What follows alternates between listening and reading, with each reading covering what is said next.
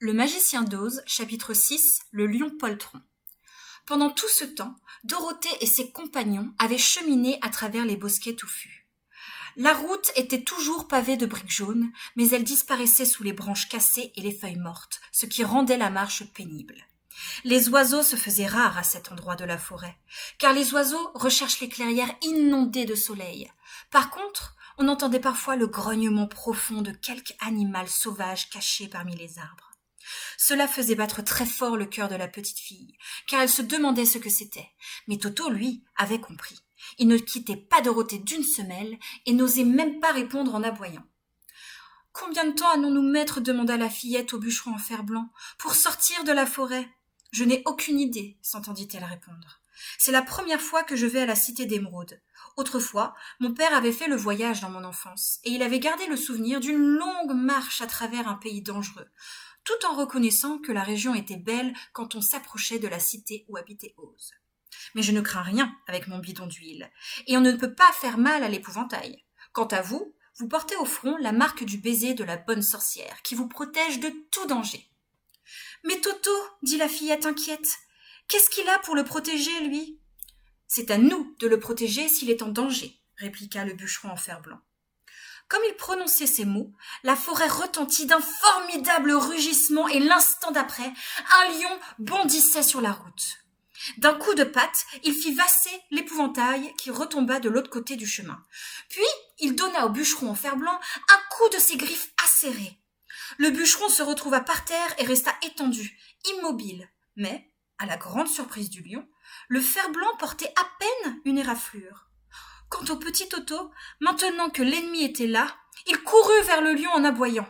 La grosse bête s'apprêtait à le mordre quand Dorothée, craignant le pire pour Toto et au mépris du danger, se précipita et de toutes ses forces donna une tape sur le museau du lion en s'écriant « Vous osez mordre Toto ?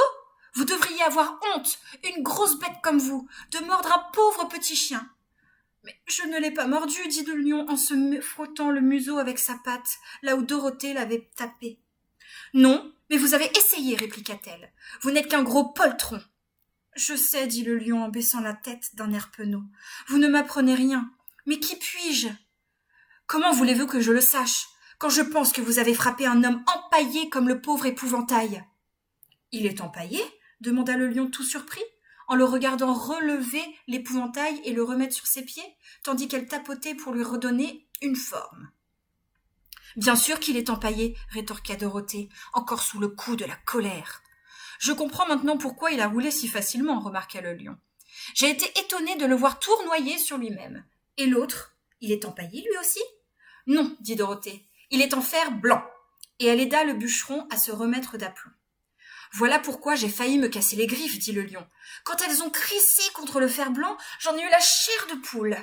Et ce petit animal que vous aimez si tendrement, qui est-ce ? » « C'est Toto, mon chien, » répondit Dorothée. « Est-il en fer blanc ou empaillé ?» demanda le lion. « Ni l'un ni l'autre, c'est un chien... en chair, » dit la fillette. « Oh, mais quel curieux animal ! Il me semble remarquablement petit à présent que je le regarde. Il faut être un poltron comme moi pour oser s'attaquer à une si petite créature. »« Pourquoi êtes-vous un poltron ?» s'étonna Dorothée en examinant la grosse bête qui avait bien la taille d'un petit cheval. « C'est un mystère, » répliqua le lion. « J'ai dû naître ainsi. Naturellement, tous les autres animaux de la forêt me croient courageux, car le lion, et c'est bien connu, est le roi des animaux. J'ai appris par expérience que si je rugis très fort, tous ceux qui respirent s'écartent sur mon chemin.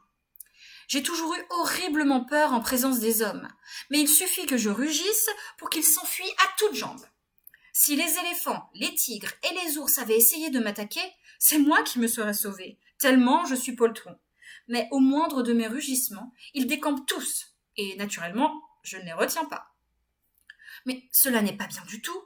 Le roi des animaux ne devrait pas être un poltron, » dit l'épouvantail. « Je sais, » répliqua le lion en essuyant du bout de sa queue une larme qui perlait. « C'est le drame de ma vie, et j'en suis très malheureux. Mais au moindre danger, mon cœur se met à battre très très fort. »« Peut-être avez-vous une maladie de cœur, » dit le bûcheron en fer blanc. « Vous devriez vous réjouir. Cela prouve que vous avez un cœur. Moi, je n'en ai pas. Je ne peux donc pas avoir de maladie de cœur. »« Si je n'avais pas de cœur, » réfléchit le lion, je ne serais peut-être pas un poltron. Avez-vous de la cervelle demanda l'épouvantail. Je l'espère, je n'ai jamais cherché à le savoir, répliqua le lion. Je vais voir Ose le Grand pour lui demander de m'en donner, fit remarquer l'épouvantail, car ma tête est bourrée de paille. Et moi, je vais lui demander de me donner un cœur, dit le bûcheron. Et moi, je vais lui demander de me renvoyer avec Toto au Kansas, ajouta Dorothée.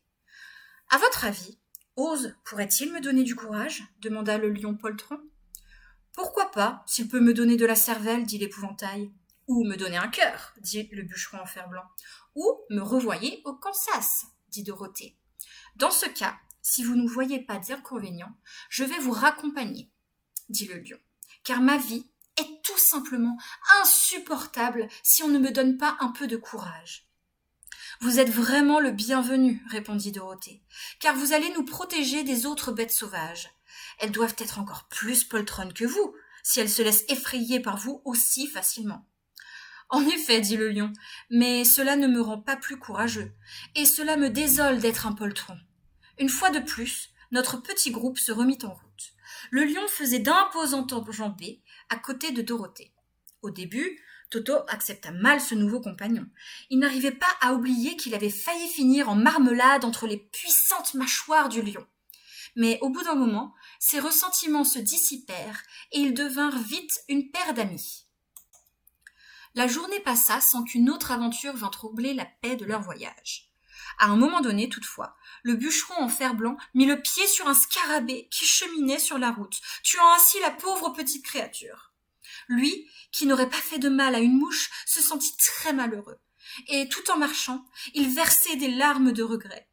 Ces larmes ruisselèrent lentement sur son visage, roulèrent jusqu'à ses ressorts, jusqu'à ses mâchoires, jusqu'à ses articulations, qui en rouillèrent.